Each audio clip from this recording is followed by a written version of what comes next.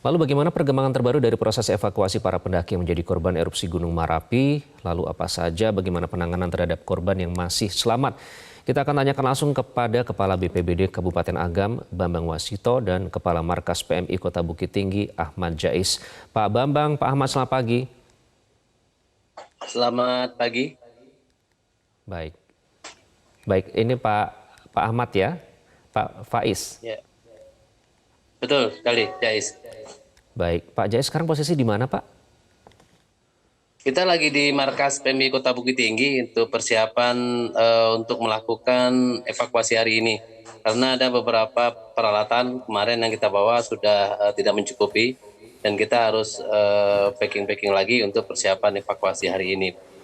Oke, jadi ada berapa Pak nanti yang rencananya sudah diketahui, sudah ditemukan akan dibawa turun? Ya, baik. Terakhir semalam kita mengevakuasi 2 orang lagi dari korban yang di atas. Jadi sebetulnya di atas itu sekarang teman-teman tim evakuasi sudah mensatukan 8 jenazah sekarang berada di Cadas. Di 8 jenazah sekarang sudah bercadas. Kita harapkan yang 8 jenazah itu bisa segera kita evakuasi hari ini. Mudah-mudahan. Terus juga kawan-kawan tim evakuasi akan mencoba menelusuri ke puncak karena informasinya sampai sekarang kita tidak tahu apakah masih ada korban yang di puncak Gunung Merapi sendiri setelah terjadi erupsi tadi kemarin. Oke, menelusuri sampai ke puncak, apakah tidak bahaya Pak bagi teman-teman pencari di Ya, sana? itu kendala dari kemarin-kemarin. Makanya sampai sekarang kita baru bisa pastikan 13 jenazah yang dapat kita pastikan. 5 sudah kita evakuasi ke Rumah Sakit Ahmad Muhtar Bukit Tinggi dan 8 jenazah lagi sekarang sudah berada di Cadas dan sudah disatukan kawan-kawan tim evakuasi. Tinggal mengevakuasi kita lagi ke bawah. Sementara yang di puncak itu sampai hari ini teman-teman belum berani untuk memantau atau memeriksa ke atas. Karena sampai sekarang pun gunung masih melakukan erupsi. Dan erupsi yang pagi ini itu abunya mengarah ke pos kita, ke trek pendakian kita, Pak. Oke, baik. Saya konfirmasi berarti jenazah yang ditemukan artinya pendaki dalam keadaan meninggal 13 orang ya Pak ya? 13, yang 5 sudah kita evakuasi terakhir semalam jam 12 malam itu ke RSAM. Dan sekarang sudah ada 8. Semalam itu ada 8 di atas yang ditinggalkan tim karena tidak mungkin lagi untuk dievakuasi ke bawah mengingat sudah malam juga dan tim evakuasi pun sudah berkurang jumlahnya di malam hari.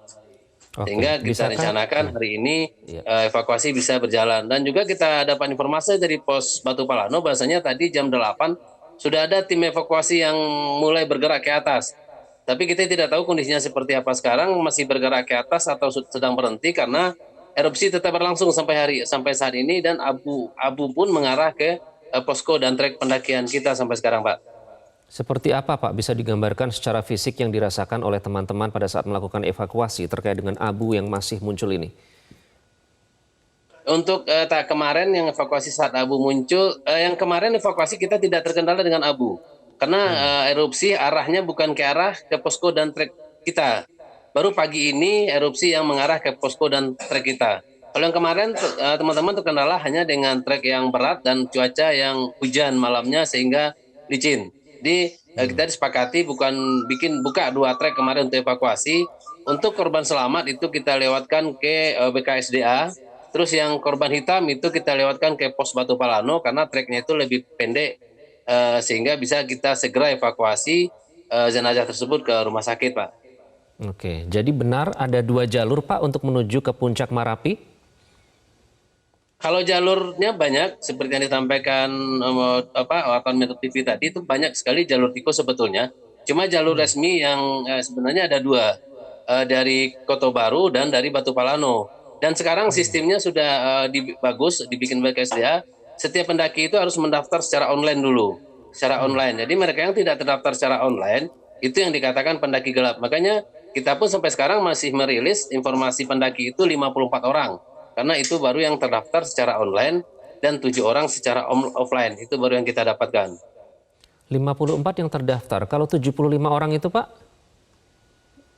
Mungkin itu perkiraan, mungkin perkiraan yang lainnya karena berdasarkan apa ya, Kalau kita sih berdasarkan data yang ada, jadi kita tidak berani perkirakan jumlah orang segitu banyak karena memang mungkin ada masyarakat-masyarakat yang tidak melapor untuk naik ke atas.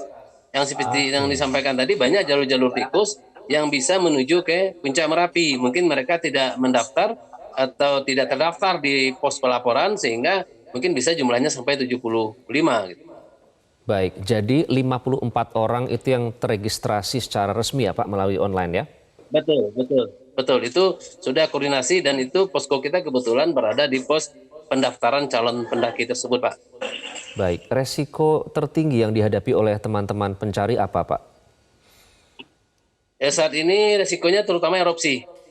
Karena erupsi sampai saat masih berlangsung, ketika kita di Cadas itu tidak ada tempat berlindung untuk erupsi. Satu-satunya jalan kita harus tarik diri ke bawah atau mencari lekukan-lekukan yang batu besar kita sembunyi di bawah supaya tidak kena awan panas.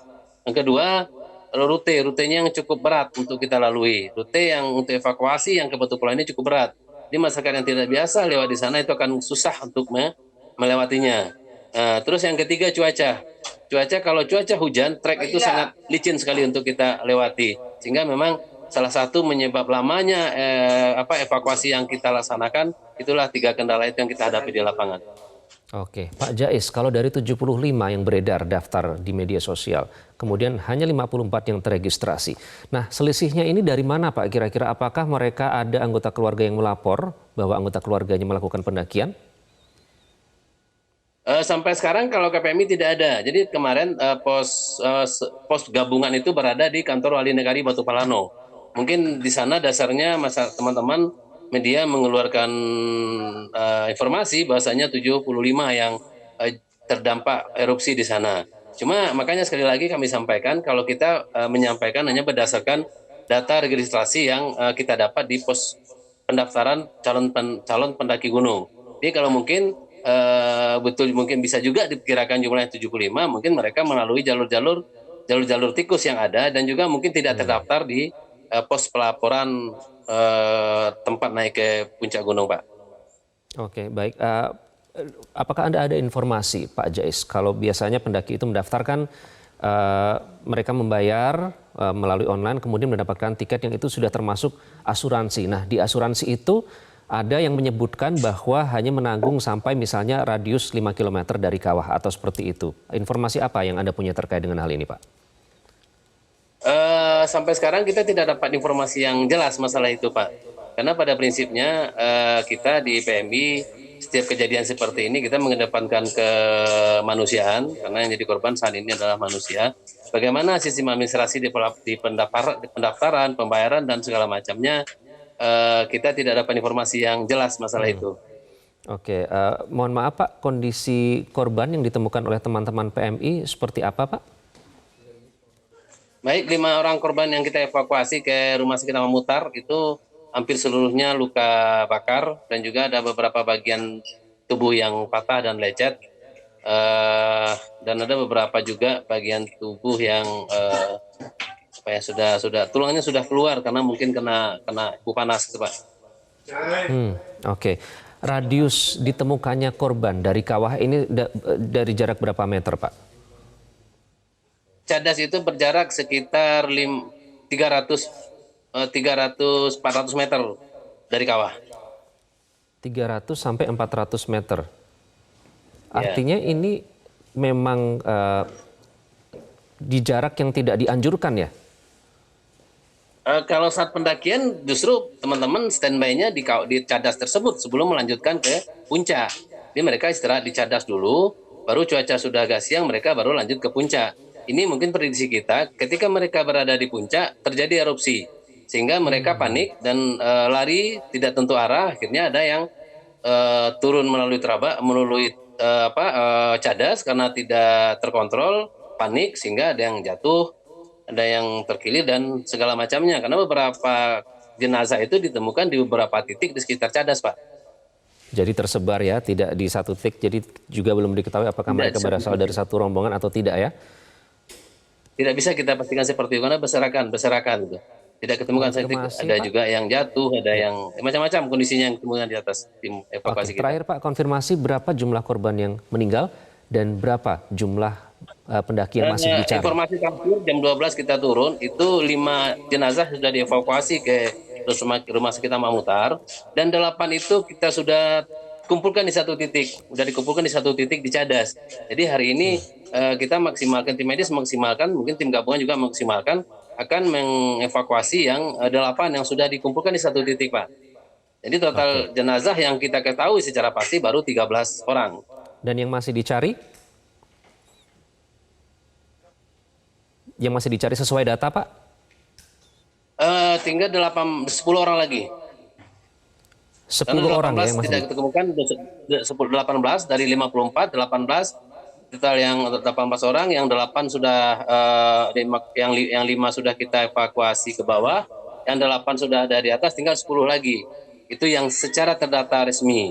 Tapi yang lain yang naik tidak terdaftar atau melalui jalur-jalur tikus yang disampaikan tadi, itu yang belum kita ketahui jumlahnya sampai sekarang, karena sampai saat ini tim evakuasi pun belum berani untuk menaik ke puncak, di mana saat di puncak itulah tempat berkumpulnya para pendaki ketika sampai di puncak gunung. Baik Pak Jais, terima kasih. Semoga pencarian hari ini berlangsung lancar dan teman-teman bisa semua dalam keadaan sehat supaya semua bisa berjalan sesuai dengan rencana. Terima kasih Pak Ahmad Jais, Kepala Markas PMI Kota Bukit Tinggi. Jelajahi cara baru mendapatkan informasi. Download Metro TV Extend sekarang.